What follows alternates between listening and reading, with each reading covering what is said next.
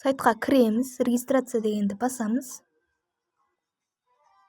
Басқан кезде осындай толтыру керек, иә.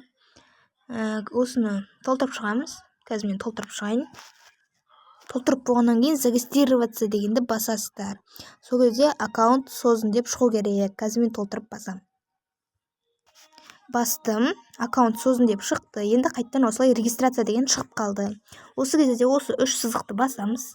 Вахыт таңдаймыз. Қазір мен өз аккаунтыма кіретін боламын.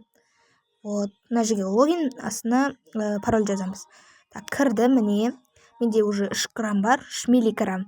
Енді музыканы тыңдаймыз. Астына түсеміз. Мына жерде мен жаңа бір музыка тыңдап қойдым, енді 24 қалды. Тыңдаймыз. Тыңдап болдым. Тыңдап болған соң баға беру керек. Мен жақсы деген баға берем. Баға бергенде осындай тесттен өту керек. Жаза 47, 18, 245. Птичканы басамыз. Вот, міне.